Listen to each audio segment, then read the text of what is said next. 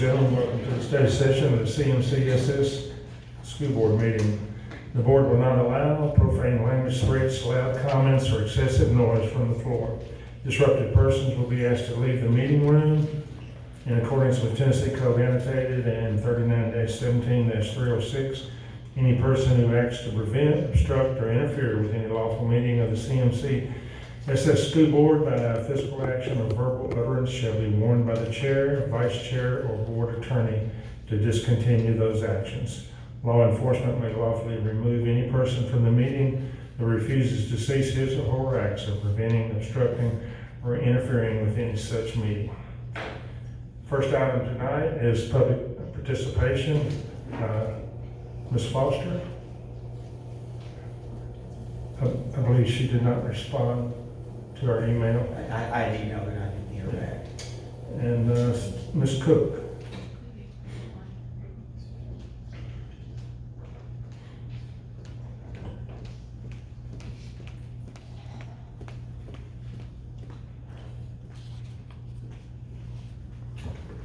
Hello. Last month, CMCSS School Board denied charter schools based on several standards that CMCSS does not currently themselves meet. These standards include public participation and access to the board, academics, student and teacher safety, SPED, and tech safety. We will have a presenter present each of these standards tonight. When speaking to some of the charter school committee members after their vote to deny, they stated that financials were an issue as they didn't want to see taxpayers burdened if the charter schools failed. My answer is that CMCSS is already a taxpayer burden that is failing our community. Over half of our students are unable to read on grade level. Our students are not career or college ready. Just go ask business owners. Is this not your mission statement? At these board meetings, you get presentation after presentation from the district. You're not asking your community, your students and staff, your local business owners, and your parents to present their findings. In fact, you're limiting public comment to about, 30 minutes tonight, once a month, where the district gets 5 to 10 hours a month. How are you representing the people if the district gets all of your time? Tonight marks my 1-year anniversary attending school board meetings. My first meeting, I stood up and held a sign that said, "Let me speak," because I was denied addressing you all. Last year, after watching my teenagers' mental health decline due to policies that the district created, I began making phone calls to this district. I was repeatedly placed on hold, transferred person to person, and was finally ignored. This is not just my experience, but other parents in the district are coming to us and telling us the same thing. Then I decided to go before the school board, only to learn that I wasn't allowed. I placed a formal request to be added to the agenda. I was denied. So the audacity of the district to use access to the board as a criteria for the denial of charter schools is laughable. Last year was horribly difficult for my son. Go to school, no you can't go to school, stare at your computer screen all day long. Remember 2019 when you all told us that too much screen time was detrimental to a child's health? Guess what? It still is. My teenage son finally told me that he does not remember 3 months of his life last year. And I'm not the only parent who watched the light from their child dim. The district nor the board wanted to hear any of that, and it was a direct result of your decisions made in this room with no real public participation. You create committees of rubber stamp yes men and call it stakeholder input. It is an honor to represent those students behind you, but this board continually represents and does the bidding for the people in this front row. This board, it is your responsibility to take what the district presents, research the topics, and then receive input from your constituents. This is not being done, or you would not need us parents to tell you. You would be ready, and when the district presents, you would be ready to ask the hard questions. School board, you are to serve us, we the people, those students, not this district, but somewhere, somehow, this has been turned upside down and flipped. Let's end that now. I am here because our system is broken and it does need fixing. I recognize that this situation did not occur overnight. We, parents, community members, business owners, stakeholders, we have not been actively involved in the school system process. It took me watching my child wither away in front of my eyes from decisions that were made in this room to get up and get involved. I am here because our system is broken and it does need fixing. Private schools, charter schools, they bring competition to the district, and competition breeds success. I'm gonna say that again. Competition breeds success. My belief is that the school system is not afraid of the charter schools failing. I believe that they are afraid of them succeeding. My 2 children are now in 2 different private schools and thriving. I am here because I love all children, which is why I was a school counselor in your district. Every family and every child deserves to decide how they are educated. It is time to let the money follow the child, and the first step is allowing charter schools. Thank you. Thank you, Ms. Cook. Ms. Bledsoe?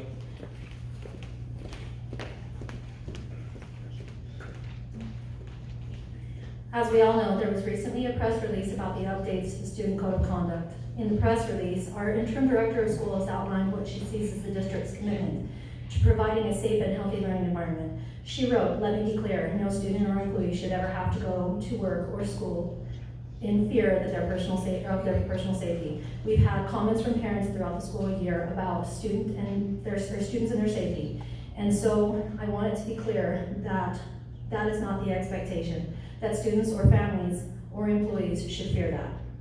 However, according to that same press release, there is no real way to gauge just how severe the situation has really gotten. There is not currently a way to get accurate data pulling from keywords that does not require an extensive manual review of each log entry. However, our technology and instruction and curriculum departments are working towards that transitioning to a new system that will help provide more accurate data beginning with the 2022-2023 school year. This press release is in direct conflict with a earlier press release from the district that said that the current level of violence in our schools is no different than any other year. So why the discrepancy? Many of us have stood in this very room, begged, pleaded, and cried, and even yelled about our own students' experience, alerting the board of the safety concerns within our school district. Our concerns have been mirrored by many within the district, and they have shared those responses that they have received from the district after bringing their own concerns. The consistent theme of all of the correspondence is, we can't fix it if we don't know about it, as well as please refer all comments to Director Huff. As stated in this press release, there is no way of tracking that data to see what's even going on within our district. That data is imperative to finding the solutions to these problems, and the responsibility for creating a system to accurately track that data falls on our school board, not on our schools. This is a policy that you as a board should have instituted long before now. Just as there is no accurate means of tracking that data, there is no accurate means of determining what information has been shared with law enforcement. In speaking to members of the law enforcement community, it is evident that not all information has been passed along to them either. And in my own experience as a parent trying to handle issues outside of the school district, you meet absolutely unsurmountable dead ends because of the privacy policies put in place. If you would like more clarification on my experience, I will be more than happy to share that with you. If our policies do not carry weight and consequences, they are not going to be effective. While implementing social workers and psychologists will help in the long run, enforcing both the rules and laws that already exist is what it's going to take to immediately impact this problem. If requiring issues be reported to law enforcement is consistently, as a district, is not the very first thing required in that student code of conduct, we're doing it wrong. Furthermore, working directly with families will have an immediate and lasting impact. It was evident from day one, the first time I laid eyes on this board, that this district did not have a family-friendly culture at the helm, because of the way that I watched each of you respond to the boardroom and the families as you walked through the door. Actions speak louder than words, and when there is more security in this room that protects our board from its constituents than there is at our schools, and more follow-up and dialogue with law enforcement about board meetings than there is about incidences involving our children, what that says to the public is that the priority of the board is to protect themselves first and foremost. That is how they take it, whether it's meant that way or not. That's how people see that. Let me be clear about something. You as a board set your governance policy, which means you determine the flow of communication. The governance policy that you have set up directs every ounce of communication within your constituents to one individual. How in the world do you anticipate that over 30,000 students worth of communication is ever going to be effectively handled by one person? If you didn't want to communicate with your constituents, why did you run for a trustee position, asking them to vote for you to represent them in their districts? You have voluntarily negated all responsibility to respond to the director of schools. But please remember, you still hold all liability as a trustee, regardless of your governance policy. I ask you this question: if your house was on fire, would you need somebody to tell you that individual rooms were burning before you put the fire out? This house is on fire, folks, and our children are suffering because of it. Quit waiting for individual reports before you put the fire out. When you move forward on the vote tonight for the student code of conduct, make sure that your actions that you take are truly tempered by the concern for the kids' safety. Because of these issues, in light of what Ms. Cook had said, our school district does not meet the expectations for student and employee safety. Please, let's work to change that tonight when you vote. Thank you. And Mr. Baker?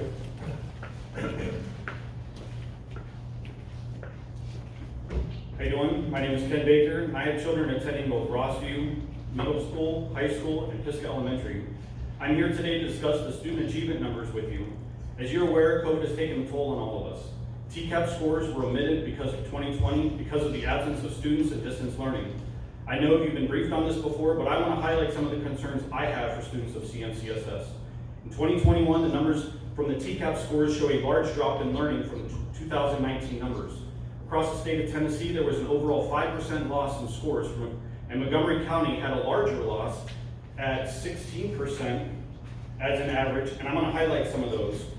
These pages here that I have, all of these are double-digit losses between all of our schools.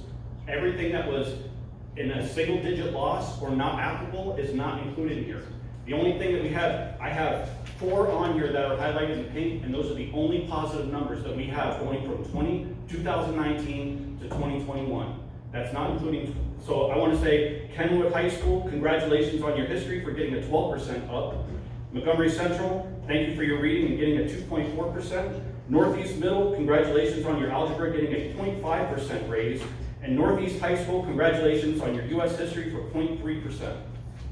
This gives CMCSS a negative 16.6 loss and an 11.6% less average than the state.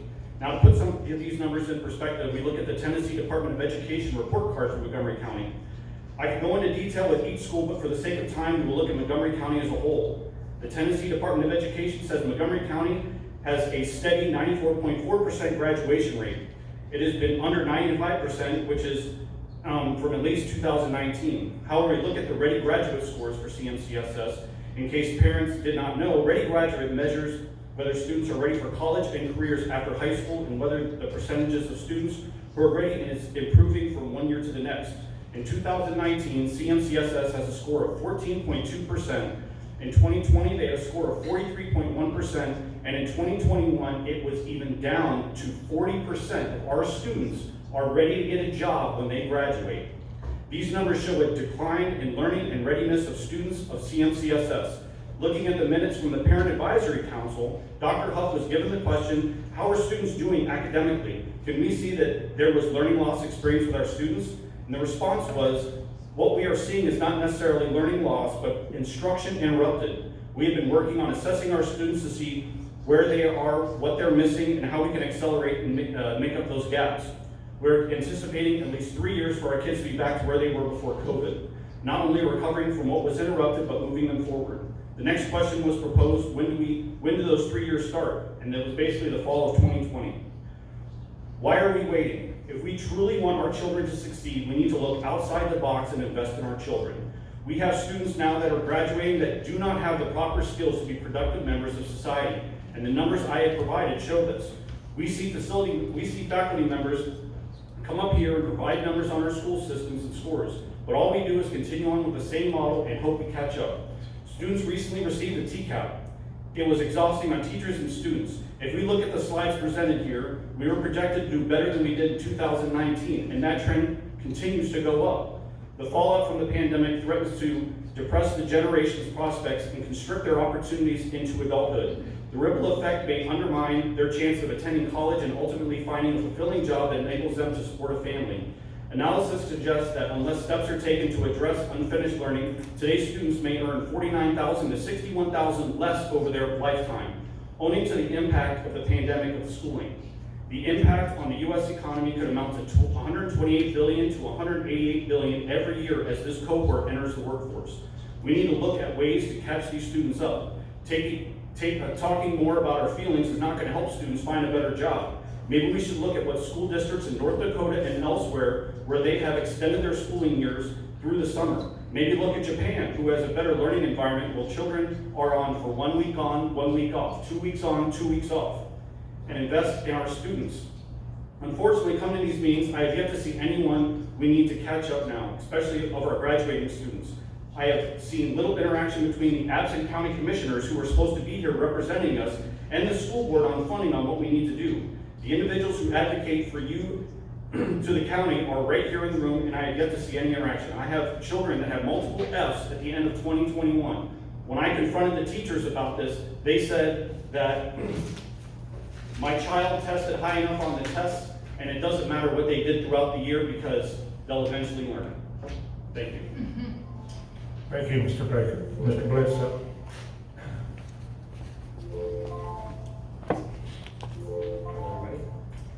I'm here today to speak on the school district's overall response to 504s and IEPs.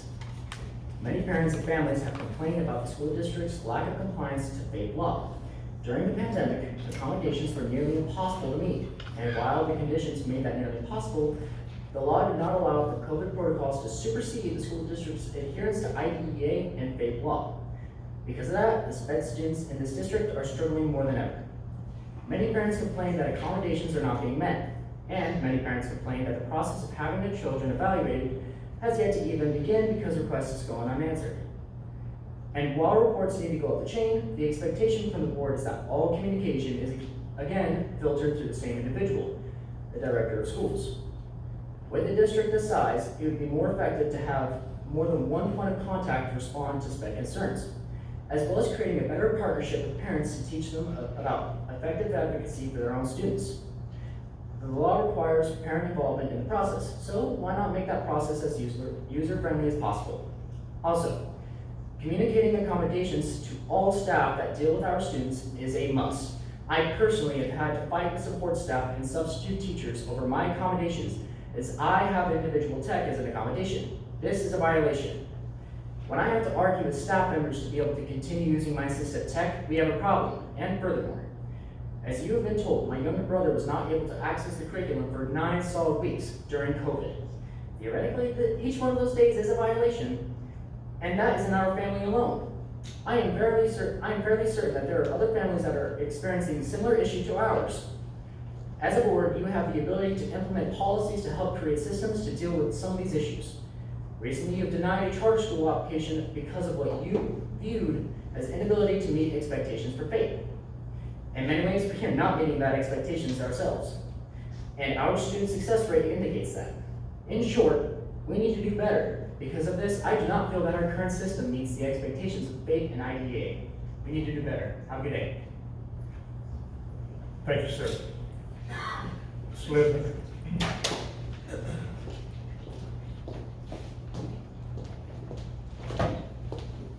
Sorry, I'm just making a big old mess walking up here. Excuse me.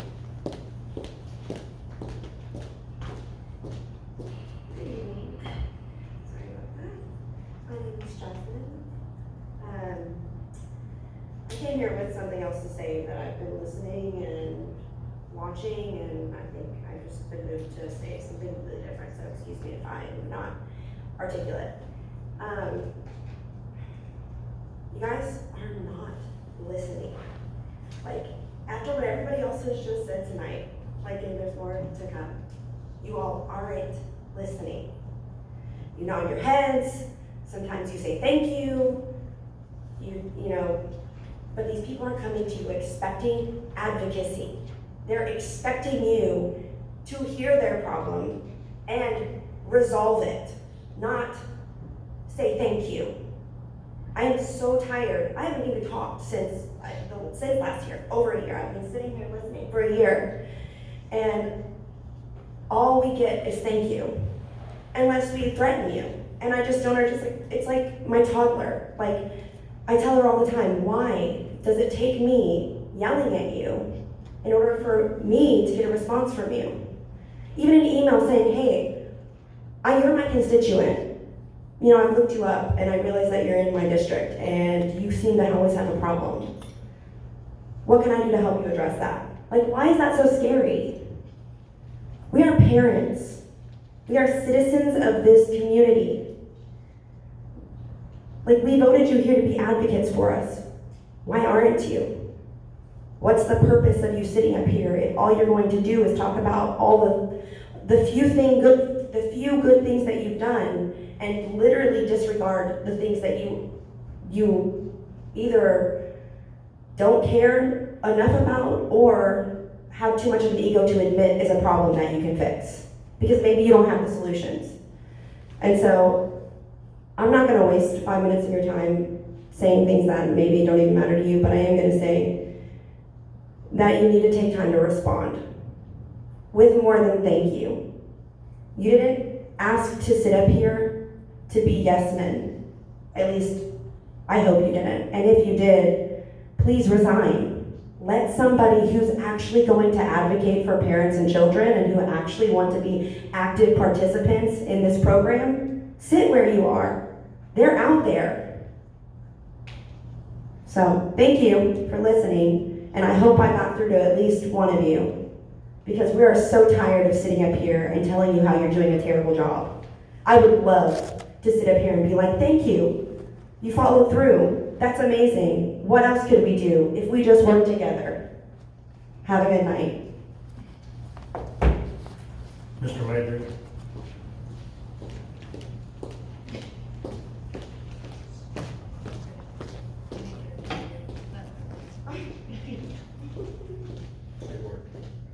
Last week, Dr. Huff addressed the school board about escalating behavioral issues happening in our district.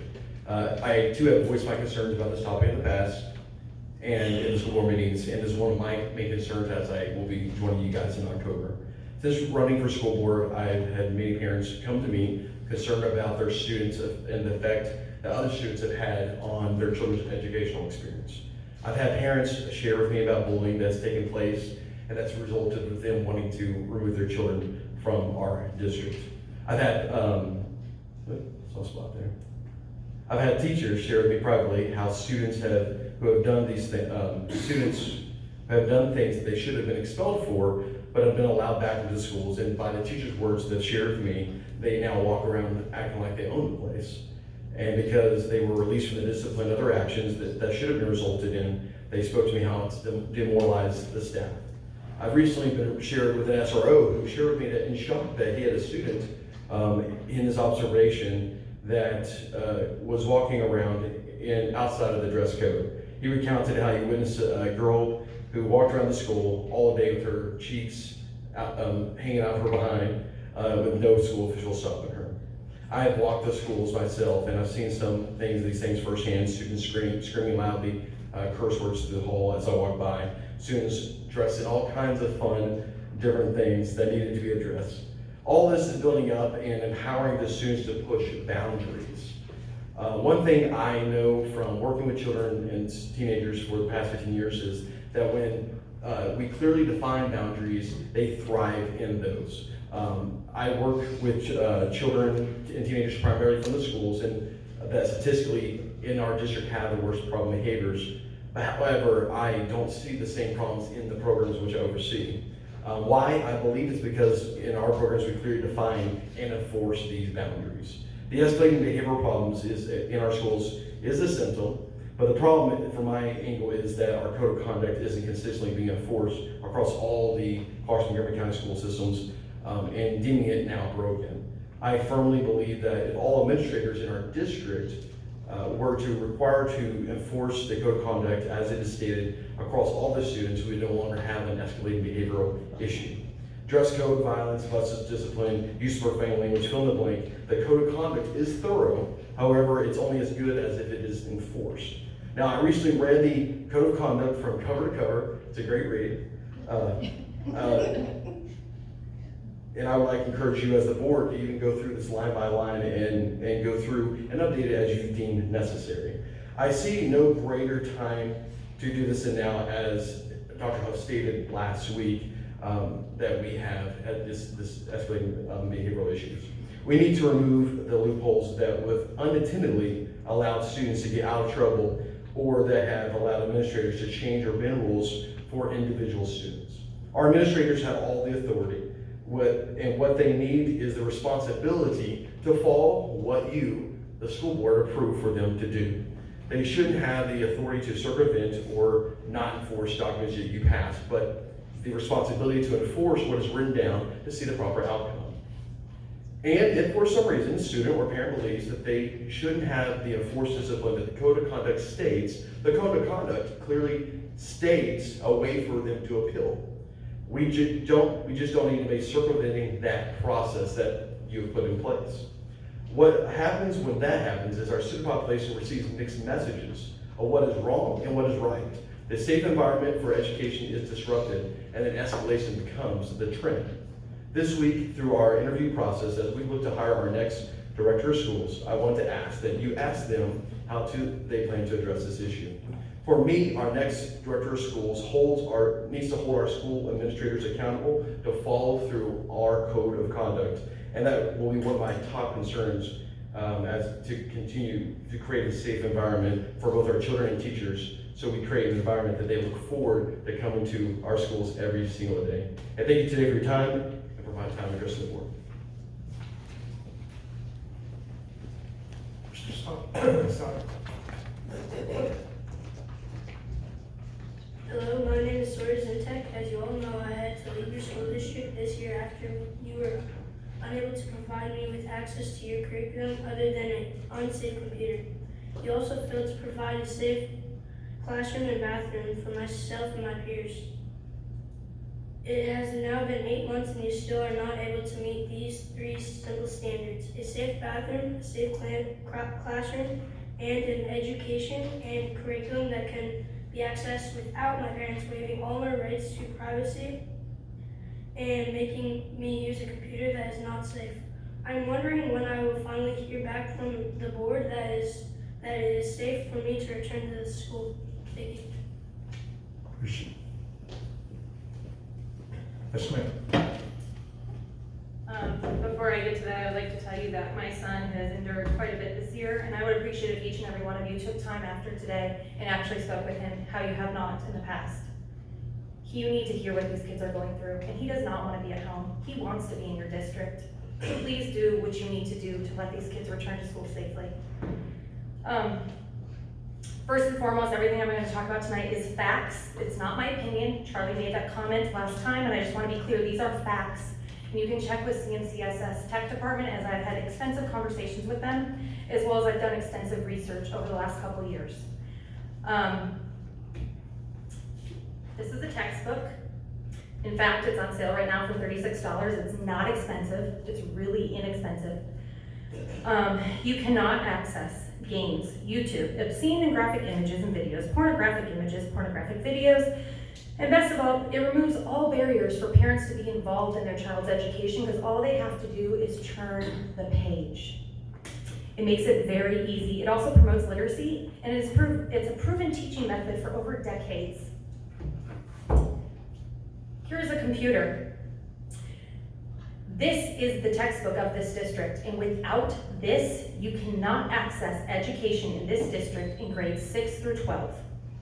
What you can access is this: games, YouTube, obscene and graphic images and videos, pornographic videos, have overstimulation, and this is also harmful to your health. And if you do not believe me, you can ask Kent, because I showed him an image a parent sent me earlier today that their child viewed on your district network with your district computer without going around the software. And Kent, I think you can tell them how horrific it was, and I even blurred it for him. It is given a false sense of security, telling you that there's a software. So I'm going to demonstrate this for you.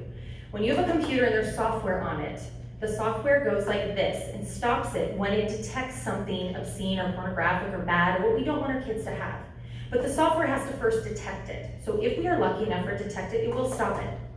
But literally daily, it is impossible because daily the web creates new content that is not updated within the software, and the software is not able to stop everything. Hence how that image got in my hands from that child today. The other thing that happens, which is very, very prominent in 6th through 12th grade, where this is the only way for them to be educated, is they go around the software. And once they go around the software, just like right now, you do not know how many fingers I am holding up. None of you do. And neither does the district. The district does not know what happens once they go around the software. They cannot give you numbers on what they do, how many do it, what they see. They can't stop it at all. And if you can't see my fingers right now, you should not be allowing these devices in the hands of children, because you cannot stop what harm is coming to their brains every day under your authority. Now, admin and staff and the board have been ill-equipped and ill-educated, honestly. We have admin that tell parents, boys will be boys, they'll look at pornography. This is not your daddy's Playboy hidden under a mattress. This is people being gang raped. This is children watching that. This is children watching grotesque, violent sexual acts on your computers, and there is no way to stop it. And there is no way for a parent to stop it, because I tried with my oldest child, and this district failed. And that is why that boy will never, ever come to your hands of technology again, because I know you cannot stop it.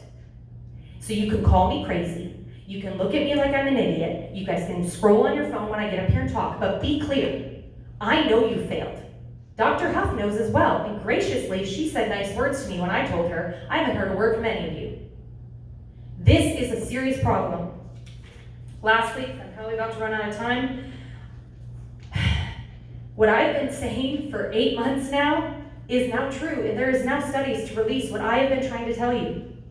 The average exposure for addiction to porn takes 7 times. That means in 1 week, a child can be addicted to porn. The brain scans are now showing holes in the brain at a faster rate than heroin. Heroin. Obscene and pornographic and violent images and videos are in 2D. 2D. So they're watching it act out, and guess what they're doing, y'all? They are acting it out on each other. And why do I know that's true? Because there's a huge rise on children molestation and assault, even in your very own district. And I've warned you about that as well. My child experienced sexual assault in your classrooms. And this will be the first generation to not conduct those acts on each other because it was done to them, which in every other generation, that's what happened. This will be the first generation to do it because they watched it. Y'all, this is serious. You have a massive problem. And ask Dr. Huff right now, there is not one way to educate a child without that computer. And if you cannot protect the child from that computer, you are distributing porn to minors knowingly. And you are absolutely, disgustingly wrong. We appreciate you sharing it. Thank you so much.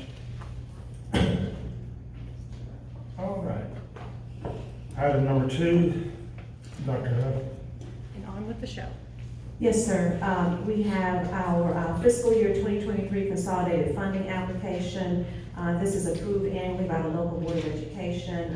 The board's approval of the application is required before the school system may access funds. And we have Dr. Phillips' caseload as well as Dr. Imperatrice here to answer any questions if you have any about this document.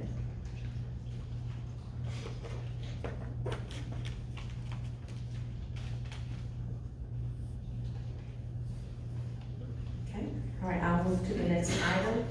Item number 3 is our 22-23 Student Code of Conduct update. And we have Matt Slide here this evening to present this update.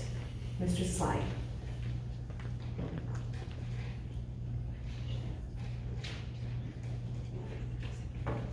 Board, Dr. Huff, thank you. This evening, I'd like to share with you the 22-23 Student Code of Conduct. I'd like to start by sharing the revision process as well as the proposed changes for the 22-23 school year.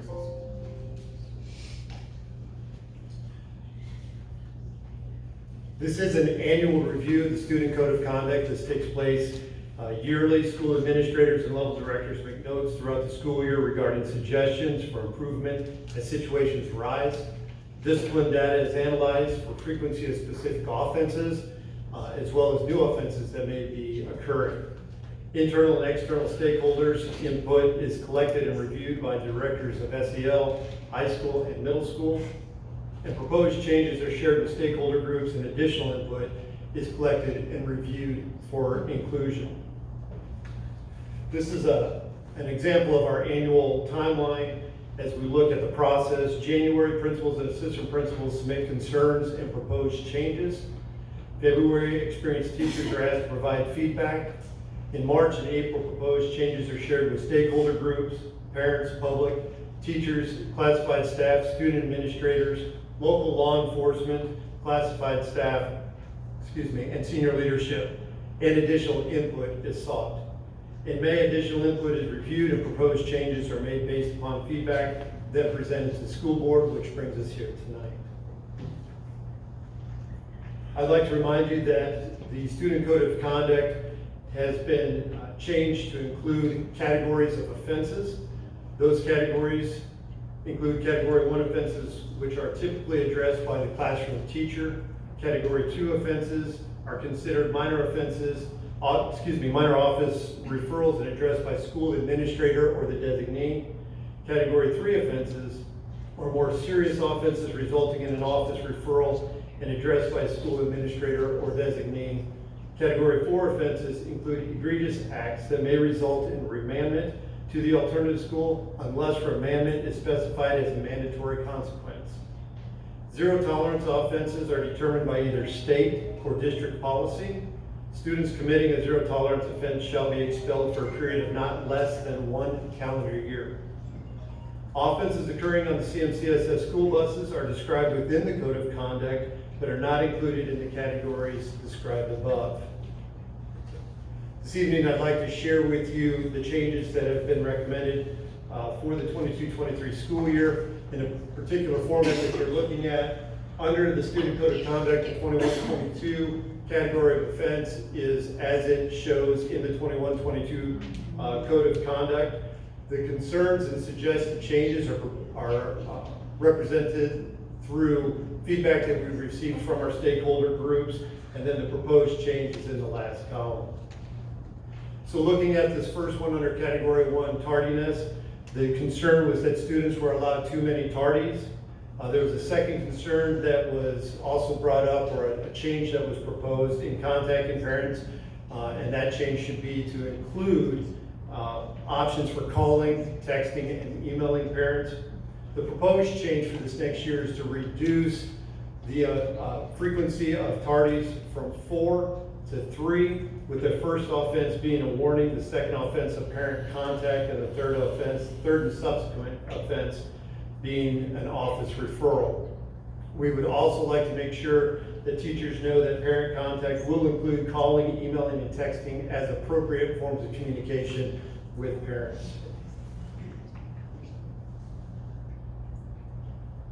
Also under Category 1, there was a concern or a suggestion that adding physical horseplay under Category 2. Looking at the Code of Conduct, you will see that horseplay is listed under additional Category 1 offenses.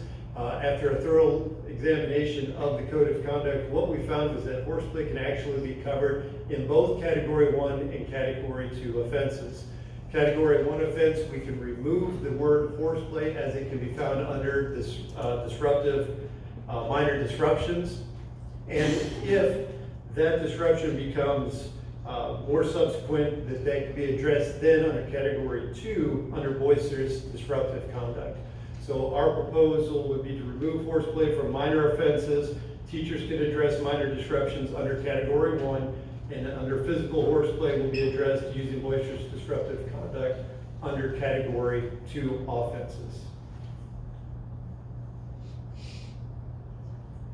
The next Category 1 offense that we wanted to address was electronic devices and cell phone. These are two very similar offenses that are currently in the Code of Conduct.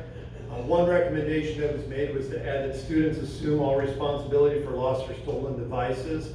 The other was that there was a discrepancy between how electronic devices and cell phones were addressed in terms of disciplinary action. The offenses procedures contradicted themselves. You will see in the current code of conduct that under electronic devices, that it's upon the fourth documented offense that it becomes an office referral, and under cell phones, it's under the second documented offense it becomes a office referral. What we suggest is moving that to one offense, combining cell phones and electronic device, and use the definition under cell phones to include upon the second documented offense that it becomes an office referral. We're also would like to put the students assume all responsibilities for lost or stolen devices in the verbiage as well. Under category 2, verbal altercation with peers was brought up. The proposed change would include out-of-school suspension as a consequence based on the severity of verbal altercation. It was not previously an option under category 2. Our recommendation change would be to move it to a category 3. This range category 3 would allow a range of consequences that would now include out-of-school suspension not to exceed 5 days, and a remandment to alternative school would now be an option as well.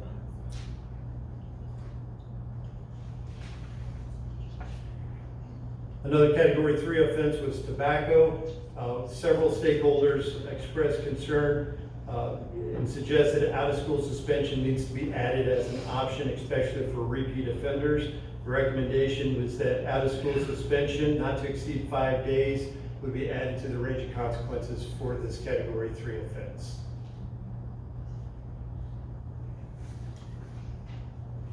Under category 4, alcohol, the one adjustment here is just a minor adjustment in terms of wording. Currently, under the 21-22, middle schools have remand to alternative school for up to 90 days. High school has remand to alternative school for 90 days.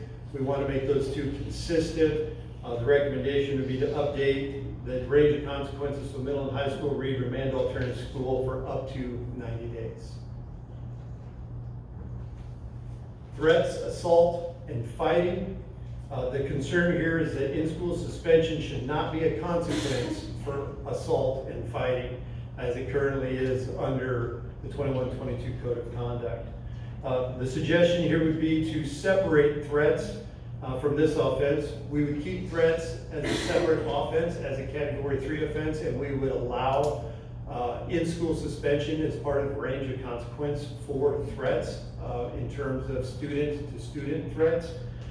Then we would categorize or put assaults and fighting together as a offense, and we would remove the option of ISS from this and make that from the range of consequences, and it would remain a category 3 offense.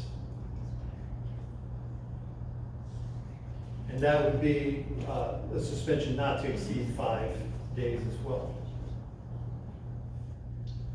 Harassment, intimidation, hazing, and bullying, including cyberbullying, should have options for more severe consequences. As a result, one thing that we'd like to do is retitle this offense to bullying and related acts, including cyberbullying, harassment, intimidation, and hazing. One of our other proposed changes I'll share with you in just a moment is to categorize or alphabetize each of the offenses in each of the categories, so it makes it much easier for people to be able to read and to find where they can locate information on particular offenses. By moving this to bullying, related acts, and including those others, it'll be much easier to find. Our recommendation is to move this from a category 3 offense to a category 4 offense, to include alternative school placement as an option under the range of consequences for this offense. I'd also like to remind the board as well that harassment, intimidation, and bullying and hazing, actually to distinguish bullying related acts from other inappropriate behavior, CMCSS defines bullying as harm occurs through an intentional act and a power imbalance exists, and the accused enjoys carrying out the action, and the accused repeats the behavior, often in a systematic way, and the target has a sense of being persecuted or oppressed and is hurt physically and/or psychologically. Just because an offense doesn't meet the full definition of bullying does not mean that the offenses aren't addressed under areas of the code of conduct. One question for you. Yes, sir. You said and after each one of those. Yes, sir. And is in there. Does that mean all of those bullet points have to be included before it's defined as bullying? Yes, sir, it does. That recommendation was taken based on being able to identify those bullying acts for state reporting purposes.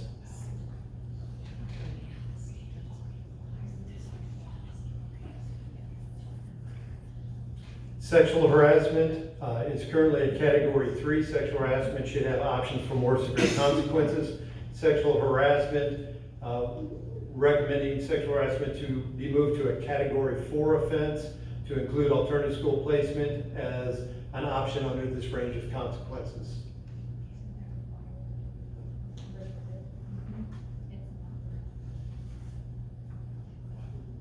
Under non-lethal firearms, which is a category 4 offense, stun gun is listed under non-lethal firearm, but taser was listed under weapons and dangerous instruments.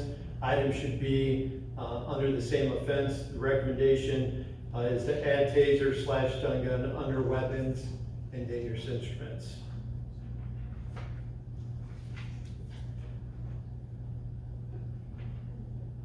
Category 4 offense, activating false fire alarm. This too should also have a more significant consequence. This would be proposed changes to make it a mandatory 90-day remandment to alternative school. We mentioned threats earlier, which are minor threats, student to student. Credible threats, based upon recommendation from local law enforcement, credible threats should have a more significant consequence. We suggest, or we propose credible threats be moved from category 4 to a 0 tolerance offense, requiring expulsion from CMCSS for no less than 1 calendar year.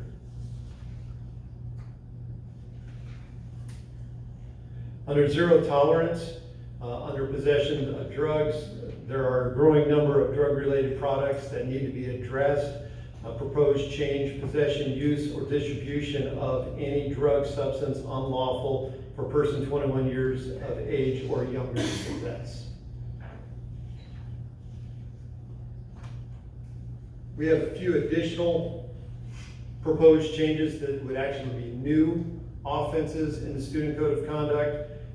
We propose that adding a new offense, encouraging, promoting, urging, or furthering fights, to be added as a category 3 offense, and this will include video or audio recordings, which are considered a means of encouraging fights.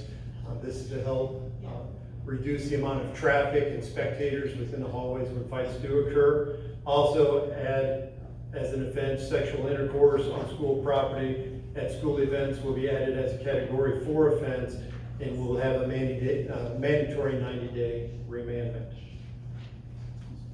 Other proposed changes, all category 3 offenses will state in-school suspension not to exceed 5 days. All category 3 offenses will state out of school suspension not to exceed 5 days. I had already mentioned previously that we intend to list offenses within each category in alphabetical order, and also propose the elimination of the point system in its entirety.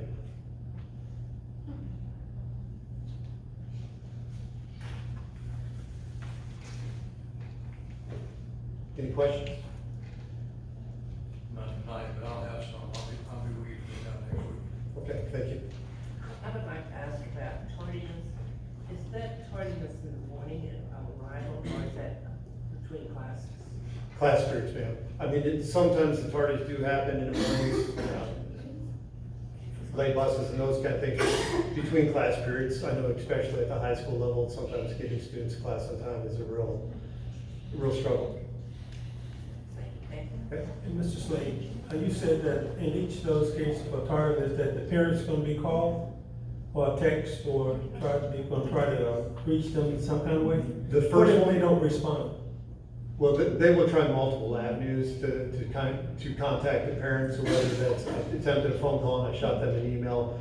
And usually when it becomes that office referral too, not only is the teacher reaching out to make contact, but the school administrator make contact as well to work the referral. So there's multiple efforts to try to make contact with the parents.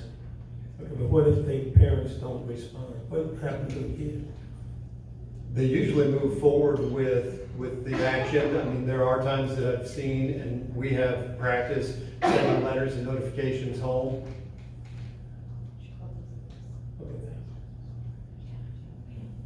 Okay, You policy for the point system. So what becomes the absolute threshold at that point when a student is just totally exceeded all avenues? Correct, so the point system, we started moving away from that, a couple of years ago. It was left in the code of conduct this last year, just kind of as a general observation. Points for a student does not tell an administrator or a counselor what the offenses are. Points just merely tells kind of what the temperature is. The administrator, when they're working through discipline with the student, will review that student's log entries to see, even if that student, let's say 70 points was the threshold prior to. An administrator would look at those offenses and would consider, even though it says 70 points, do those offenses that are currently listed there, do they require that type of response? What we're wanting to have happen as we continue to move forward is that same observation of those disciplinary actions, but also to take a look at what other interventions are we considering in terms of referring that student to counseling, not in lieu of consequences, but is there some additional underlying behaviors that we can address through tools that we have within our buildings? And so as you continue to look through those, I think what ends up happening with that student and with that threshold is it becomes more clear that not only are we consequencing the student, but we're providing those interventions. And so if it gets to the point to where the interventions aren't being successful, the consequences aren't being successful, then we can determine what's the next level of disciplinary action that needs to take place.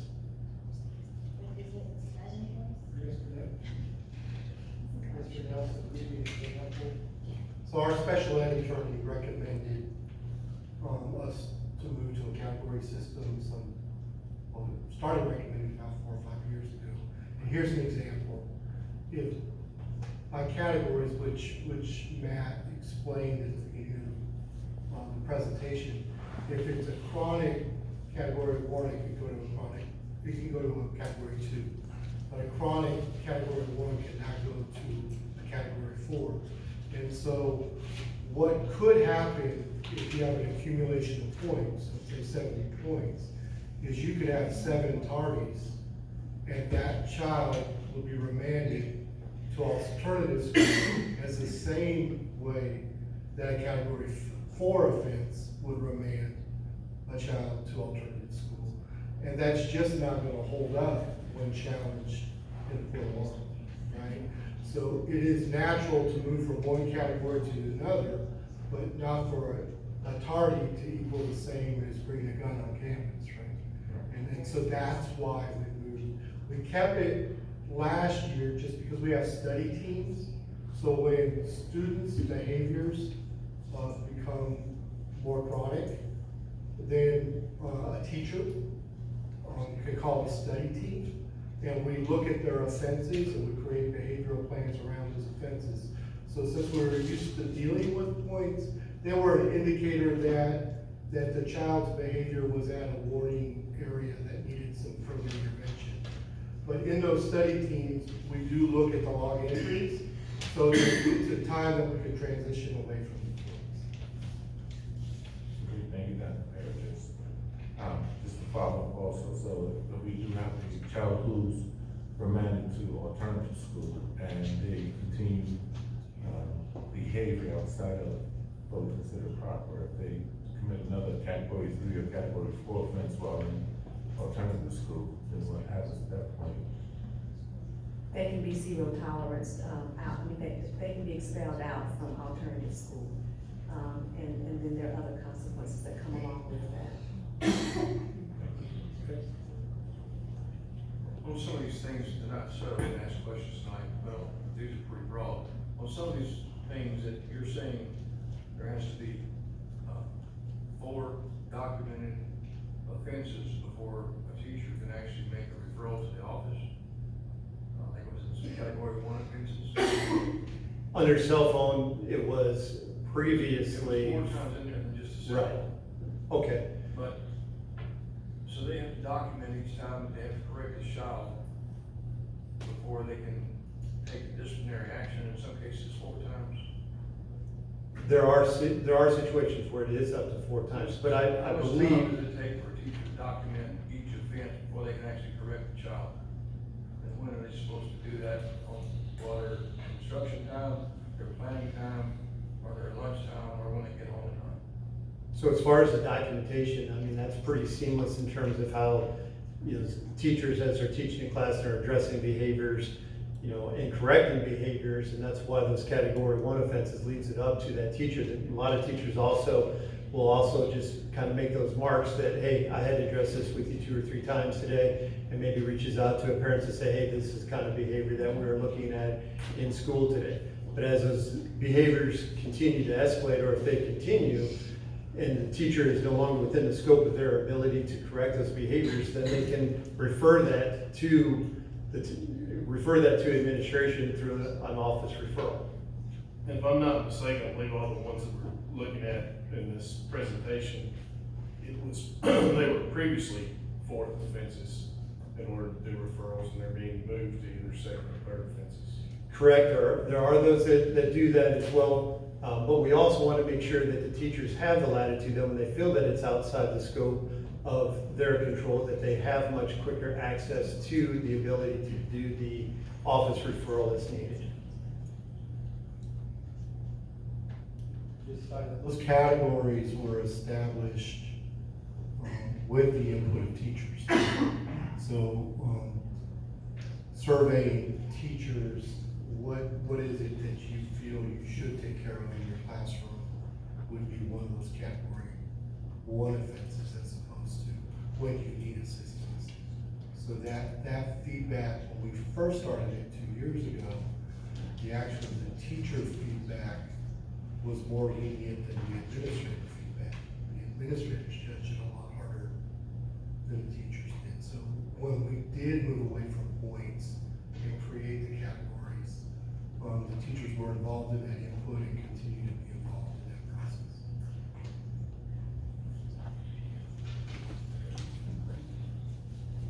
No other questions. Then item 4, diversity recruitment report. Yes, board, you may recall that earlier this school year, you asked for a diversity report.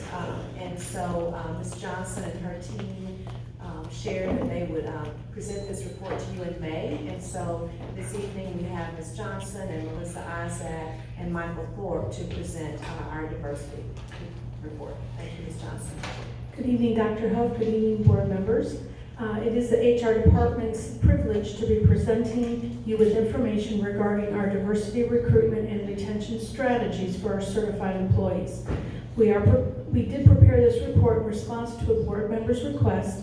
Although information has been requested, the strategies and data collection has been a focus for HR for several years.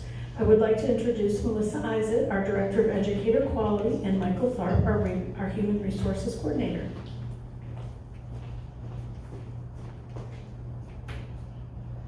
All right, so I'm going to share a snapshot of our current data for CMCSS employees and student diversity, and then discuss our recruitment efforts, and then Mr. Tharp will go into more depth on our plans for expanding diversity recruitment and retention.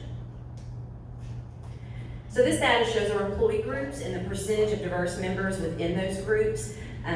Do note that the district number does not include variable hour employees, coach-only positions, or substitutes. Typically when you hear us talk about our number of employees, it is well over 5,000. That number is lower because we did remove those from this data collection.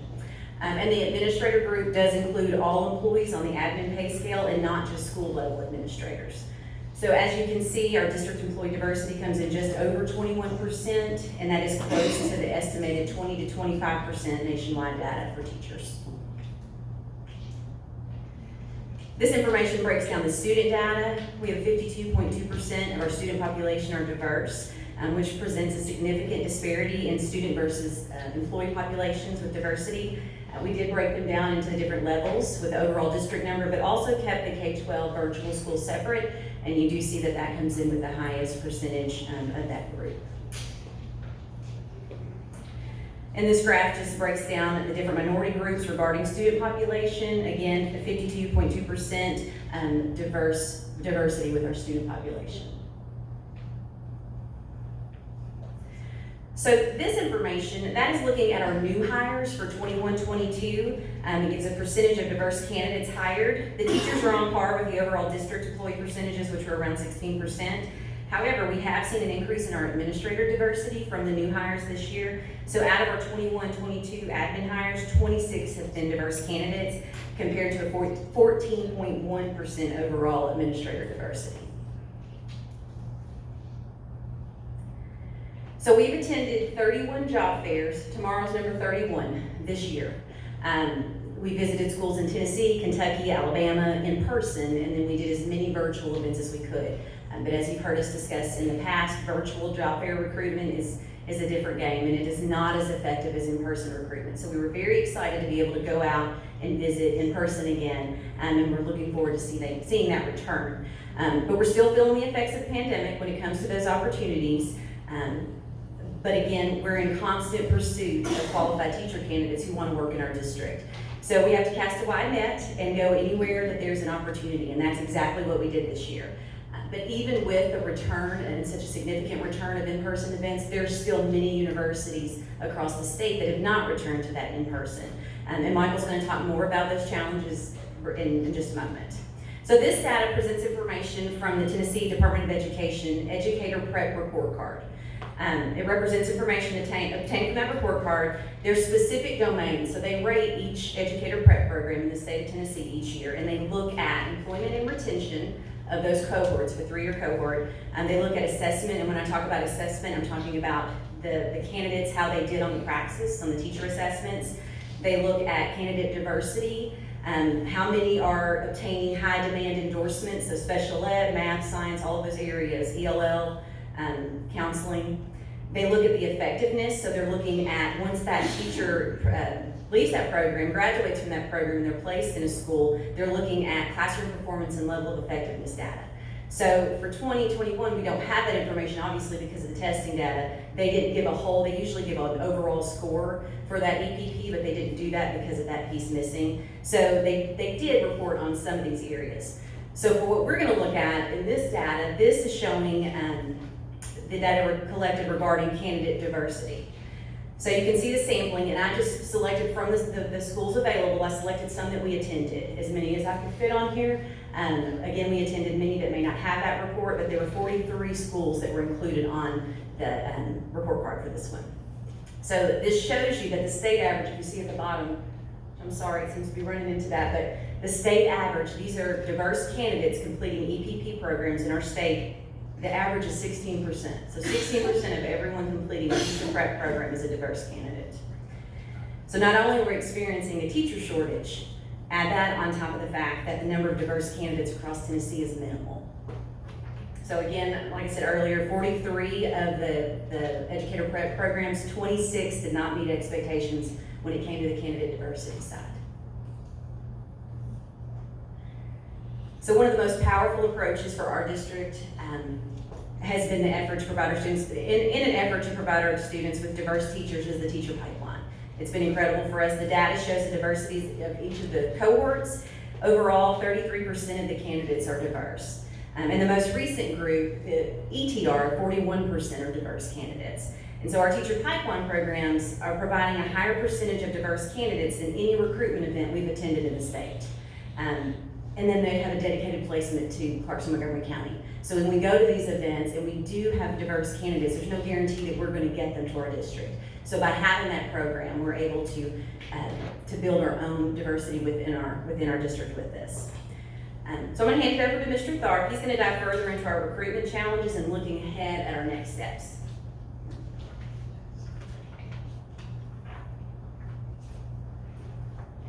Good evening. In the information Melissa has shared with you, it's obvious that we have a large gap in the 15.9% number of minority teachers compared to the 52.2% number of minority students. We understand that our goal is to make every effort to close this gap. With that said, we are facing some challenges out in the recruitment trail. Number one, there is a lack of minority candidates at the teacher job fairs that we have been attending. At one of the recent CMCSS job fairs, there was approximately about 20% minority candidates at that job fair. At the other job fairs that Melissa has mentioned, the numbers are much lower. It's about 5 to 10% minority candidates that are in attendance. When you take that 5 to 10%, there's an average of about 50 to 75 candidates at the job fairs. There are about 50 school districts or more. So with that, you can see the challenges that we're facing when there are only about 5 to 10 minority candidates at the job fair. With 50 other school districts, it is a challenge for us to recruit them to Clarksville, Montgomery County at this time. Another challenge is there is a decrease in the number of job fairs hosted by the HBCUs, the historically black colleges and universities, during the COVID-19 pandemic. Hopefully this will change going into the fall of next year. Hopefully that the job fairs will open back up and we'll be able to go to those job fairs that we have been going to. It is obvious that some universities and colleges have stricter guidelines during the pandemic. So therefore, a lot of the HBCUs that we have been attending the job fairs at did not hold job fairs this past 2 years. A third challenge is the postponement of campus visits at the Tennessee HBCUs during the pandemic. Several years ago, the Tennessee HBCUs, or TSU, Tennessee State University, of course, in Nashville, Fish University, of course, in Nashville, Lane College in Jackson, Tennessee, and Lemoyne in Memphis, Tennessee. The minority recruitment team made a commitment about 2 years ago to visit these universities. One of the reasons we wanted to make different kind of visits because none of these universities, Tennessee HBCUs, none of them have job fairs. So we have to make different kind of visits to the universities in order to meet with the leadership of the education department and hopefully meet with students. So the minority recruitment team made commitments about 2 years ago to make these visits. All of these visits were canceled just before the pandemic, and we have not been able to make these visits. So once again, hopefully moving into the next school year, we'll be able to make those commitments and visit those campuses. Next slide, Melissa. So with the challenges that we are facing with the teacher recruitment efforts, it is now extremely important to focus more on the retention efforts.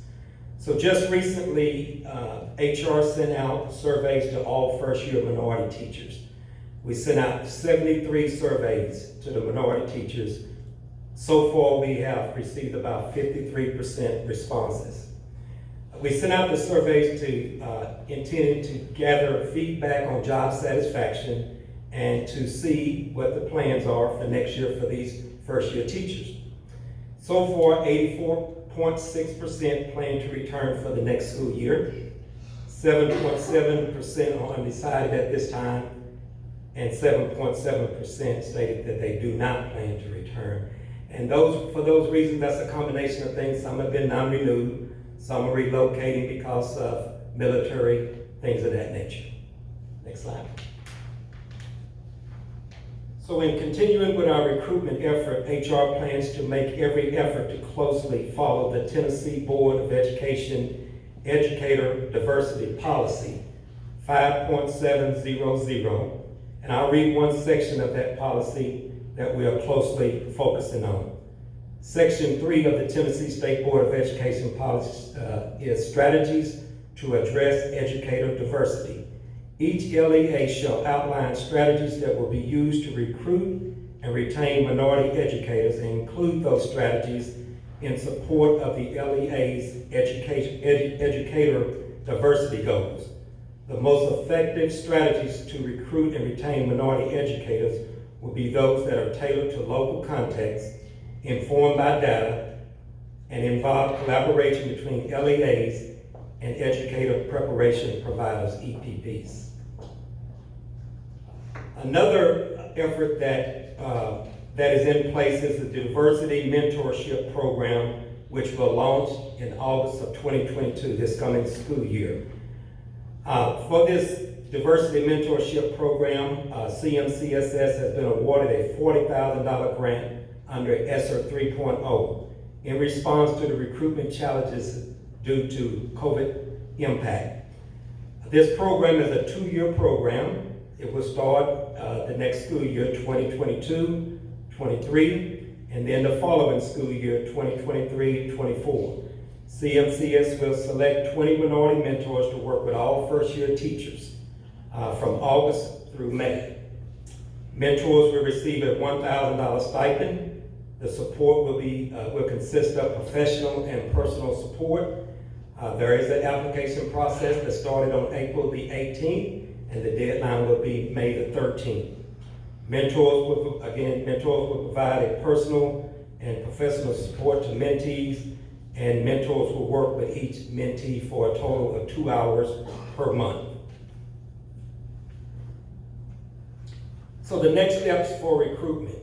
Right now we have about 6 members on the minority recruitment team. We plan to increase the minority recruitment team to 20 members. Additional teachers will be added to the team to assist at job fairs.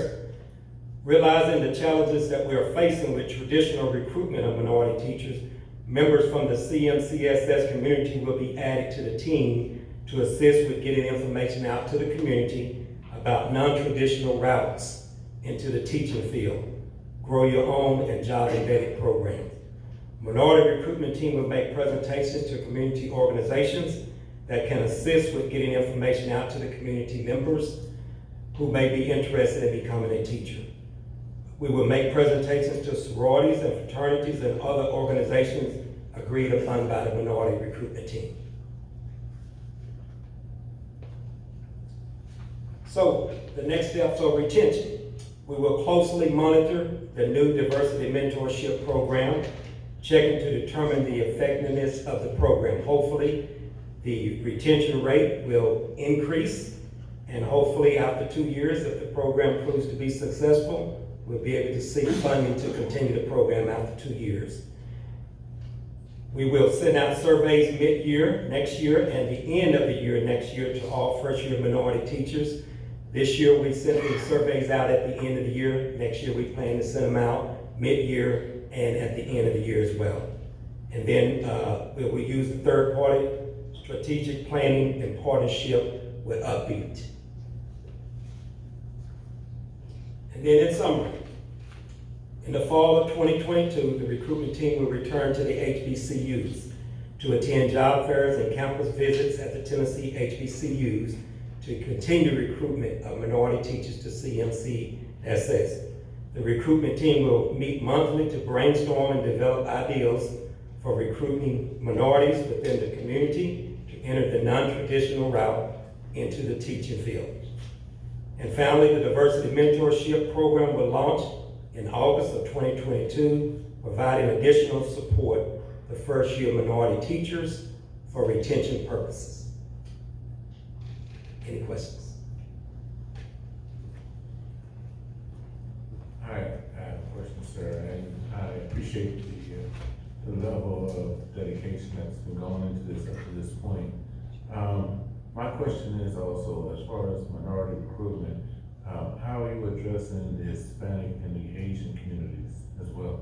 Yeah, what we're doing right now is, as far as the HBCUs, we're also planning to attend the HSIs, which is the Hispanic serving institutions. And the Asian community as well? Yes, sir. Thank you. Mr. Johnson, also part of the Grow Your Own pipeline is we take educational assistants that are in our immersion program and get them certified too. So we do have the pipeline does work with the Hispanic population too. Yes, sir. And we plan to have some of those on the minority recruitment team as well. As we increase to 20, we'll be looking for those representations as well. Okay. Okay, no other questions then. Item 5, budget amendment.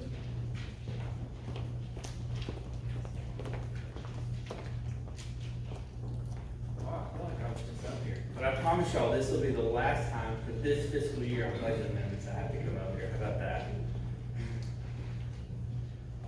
Well, good evening, y'all. So, we've got some budget amendments, just so you're aware, this is for this fiscal year, 21-22, and this is just the end of the year. This is the last time that I get to put anything into our checking account or our ledger to make sure that we're gonna balance out and not be negative in any accounts. So, in your budget amendment packet that you have, I'm gonna highlight the changes, the key changes that you are gonna see in that packet. All right? If you don't spend it, you don't get it. Well, no, we get it. The big thing is I can't be in the negative at the end of the year. Then y'all might see me in my favorite color, orange, but not in the most flattering way. So under revenues, you can see that we got some grant. We're expecting some payments for our camp invention program that we're running at our schools this summer. We're forecasting about a $6,000 increase. We're going to collect $6,000 in tuition. On the EFCC grant, we budgeted that we were going to spend $594,000, but unfortunately our needs didn't meet that. So we're reducing that E-rate funding by $414,000. That is a 2-year program, and we plan to fully utilize that in the following year. So we'll just record that as revenue next year. We were just fortunate enough not to need that amount of hotspots this year. So, and then under contribution and gifts, you see a small contribution that we got for our Great Ideas grant. Under state revenue, we are forecasting an increase. You know, this time of year, we always get an update based on our student population from the state because they base our state funding from the previous year, and then they reconcile it around this time of the year. So we are forecasting that we're going to get an additional $1.2 million from our growth this year. You can see that we were also awarded some grants from the federal department through our air grants, and there's some payroll associated with that. That was a contribution from the federal grant. And then we have recovered an addition. We are forecasting to get a check from our reinsurance policy for $33,000. So making adjustments for the insurance recovery, and we're still pushing them to recover more from the Northwest flooding. Any questions on the revenue side? All right. The other thing to note on the beginning fund balance, you'll see a $2 million reduction. That's the $2 million that we floated ESSER 2.0, and we were recording that as a payable and accounts receivable, but the comptroller says that we had to take it as an expense from the previous year, so that's why you're seeing the $2 million reduction in fund balance. Under expenses, under regular instruction, a lot of the costs are associated with our camp invention program that we're running this summer, and then as well as an increase in benefits in our teacher staff and EA staff, and then also stipends that we'll be paying to our teachers for summer literacy training. As far as special education, we just had minor payroll adjustments. We did increase the mileage rate to match the state of Tennessee and Montgomery County, so here we're adding some additional funds to cover the travel for those employees. On this page, you're going to see a lot of salary adjustments. My goal is to make sure that I have enough money to pay all the team members, so making sure that we have enough funds in those accounts. So you see a minor increase in salaries in vocational education, minor increase in salaries for student services, minor increase in salaries for health services as well as benefits. We just moved some money there through our coordinated school health program as well. So there's an offset there. That's why you're only seeing a $600 increase in health services. Under student support, that's just aligning the expenses to the grants that we're getting. So you'll see some of the largest increases are in salaries and benefits associated with those grants. And under other student support, we had more people taking advantage of our medical insurance, so that's what led to the increase in costs there. Under regular instructional support, it's again, aligning our expenses to match the grants that we're getting, because remember, whenever I get a grant, whatever I get in, I've gotta have an expense that matches it. So here you see, some of our significant disproportionality. There is some minor, mileage increase, moving safe school funds around to allocate funds so that we can better utilize them to finish out the school year. And then adding additional funds, for adult high school and virtual K-12. Never thought they wanted graduation, but we didn't plan for that last year, so we're just putting that money in there so they can get their sales diplomas and things like that. And then a minor increase in expenses on our employee benefits under alternative school support. Under special ed, you see an increase of $30,000. We have some employees that are leaving the district, and as an employee leaves the district, we are required to pay out vacation and comp time, so that's me budgeting to make those payments to those individuals. There was some additional payroll adjustments included in that, and then the 19,000 associated benefits with that payroll that's coming out of that as well. Under vocational education, minor adjustments to salaries and benefits associated with those salary adjustments. Technology, we were unable to, again, on these grant funds that are spended, we have to procure the product, pay the invoice, then it gets reimbursed when it's a federal grant. Unfortunately, we put some materials on order and we have not received those, and we will not receive those until after this school year ends, so we'll record those expenses next fiscal year, but we needed to remove them from our balance sheet, from our expense sheet, so. And then marginal cost increase for laptop replacement parts. Under Board of Education, you can see Mr. Patterson's favorite, increase in the cost of the Trustees Commission. We are accruing, setting aside an extra $100,000. We have some claims that are outstanding in our OJIs, just in anticipation of those settling or having to pay those very quickly. So we're setting some funds aside to compensate for that. And then under contracted services, we are enrolling in that FBI RATBAC program. That's the five-year background check. So that's anticipated cost with getting our new team members and five-year renewal team members enrolled in that RATBAC program. Under Director of Schools, we just had a marginal. I like to balance things to the penny, so there you can see I made a dollar adjustment. Printing and communication, we just had some higher benefit costs than what we forecasted, so adding some additional funds to cover retirement and medical costs. Under Office of the Principals, our medical costs came in higher. We had more people participate in that program under that function, so an increased expense of $10,000. Business Affairs, I had a team member that was a 20-year employee that took another opportunity, and she had a lot of vacation and comp time accrued, so that's our payout of that. And then the associated benefits with that, and we're bringing on some temporary resources to help with us transition to TISA and other funding opportunities that we have to pursue. Under Human Resource, just to make y'all aware, our district policy is that a team member that hasn't used personal leave is eligible to sell back 1 day to the district. And so I'm hedging on the side that everybody that can take advantage of that will. So we're adding an additional $294,000 to make sure we can cover that cost and provide that benefit to our team members. The other large driver is the medical and benefits costs associated with that payout. And then the rest are just marginal increases to make sure that we have enough funds to cover those expenses. Under operation of the plan, if you look, the biggest thing is an increase in electricity and water.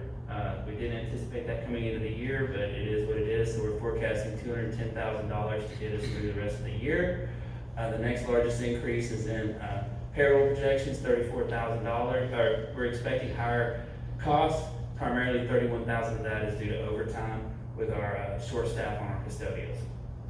They will be offset through salary savings with the open positions that we have, but overtime and salaries for regular hour custodians are two different accounts, so that's why you're seeing that out there. And then the next big one is fuel and custodial supply costs going up, so we're forecasting $12,000 increase in that, and making sure that we put that in there to cover it. Under maintenance of the plant, we had a leave payout for a team member of $3,000, and then we're increasing the budget for fuel costs of about $6,000 to get us throughout the rest of the year. Under early childhood education, you can see they're just minor payroll adjustments, And so we're incurring some higher than expected medical costs, so we just want to make sure that we cover that in this budget as well. Interfund transfer, you can see $750,000 increase. The $7 million again was for ESSER 2 and ESSER 3. The $750,000, this is what I'm forecasting to transfer to extended school. Extended school runs through the same grant program. We have to pay for it before we get reimbursed. Since this is just to get us through the first half of the summer, we will not get reimbursed after, but you'll see where I added that $750,000 to the extended school fund to make sure that we have enough cash to float us and take care of our team members and our expenses through that first 6 weeks of the summer, and then get reimbursed in July and August, which is next fiscal year. So again, you can see the overall impact of fund balance is $2.9 million primarily. That's the $2 million that I had to take an expense hit for ESSER 2.0.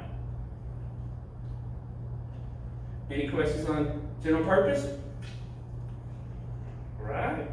Child nutrition, you're gonna like this one. Well, it started out the year, I budgeted to collect money from students and parents, but as y'all know, we haven't collected any money from any individual except adults. So students eat free this year. So anything that I budget for that, I have to take out. So you can see that we had a reduction in revenue. We did collect some funds from our Head Start contracted. We're contracted as a supplier, like through Head Start and Genesis, but very marginal compared to the total budget that we would expect to collect from our students through lunch program. But the good news is the federal government gave us more than enough to offset it. As you can see, I'm adding $12.5 million to the budget that USDA gave us to feed our students.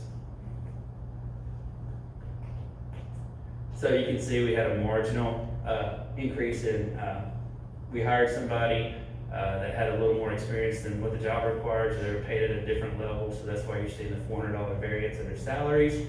And then the other largest increase that you can see is just the cost of food, which we did an executive order, and this is me truing up the budget to that executive order. Any questions on child nutrition? Right. I get one. Yes, Is ma'am. that district-wide, statewide, or is that nationwide? Nationwide, ma'am. It was nationwide. It was part of the ESSER program. We are not anticipating it going on through next year, so we expect it coming to the end of this year. It's great. So under transportation, no revenue changes. Not anticipating any at this point. Trustees Commission, as we allocate, the trustee collects money for our transportation fund, and so as we expect more increase and we're paying a higher commission, this is the transportation portion of that commission. Overtime costs with bus drivers are coming in at $110,000 over what we forecasted. Again, I completely expect this to be offset with the number of open positions that we have with bus drivers, but they're reported in two different objects, so that's why you see it reflected up here. And then reflecting the executive order that we turned in for fuel costs for propane and diesel, you see a $550,000 increase in supplies and materials. Overall change, $669,000. Any questions on transportation? All right, extended school, you'll like this one too. So this is one of those programs that was reimbursed through at the local level, and so that has changed to state and federal funding. And so what you're seeing is the adjustments and the projections that we're getting from the state and the federal department on their contribution to our summer school program. So this is just me recording the actual revenue. And again, as I noted earlier, if you look under non-revenue sources, you see I promised I put the $750,000 that I took from general fund, I'm putting it into extended school. So they're starting out with $2.75 million, which should cover us and give us some degree of flexibility. Again, we will get reimbursed from that at the end of the program. That money will go right back into general purpose fund. So as I said, you would like this. Most of this program was funded through GP, and then when it became its own grant and federal through state, I had to build a budget. So what you're seeing is just that's why you don't see any information from prior year's budget, because we all paid for it through our general purpose fund. And so this is me just basically building the budget based on the expenses we expect to incur through our summer extended school program. Again, that's building the budget, all the necessary expenses associated with those. As you can see, transportation, food service, custodial staff are added to this program, which again, we would have covered through other funds or through GP. And as you notice, I'm gonna finish out with $2.9 million at the end of the extended school program, which covers me for the 2.75 that I owe, that we will owe back, reimburse GP for. All right, any questions? All right, thank you. I like it when you say, I owe back. Okay, item 6, county commissioners. I think we are intruding on there. They have their study session tonight, and that's why they're not here. Other business, Dr. Huff? Yes, sir. Yes, since we did change our meeting to Monday, that's why the commission is not in attendance, because they're at their meeting this evening. Just wanted to remind everyone that we do not have school tomorrow. Tomorrow's a staff development day due to elections. And also wanted to let everyone know that Governor Lee did sign today into law the TISA bill, the Tennessee Investment in Student Achievement Bill, which is a student-based funding formula. And so that was signed into law, and so Mr. Renaud and staff members will be working throughout the next coming months to be able to interpret that and make sure that we're getting what we're supposed to be getting and being able to operate as we should. Those monies will not be available for us until school year 23-24. So next year we'll be under the BEP, and then the following year will be TISA. And that concludes my comments. Board members, any comments? We are adjourned.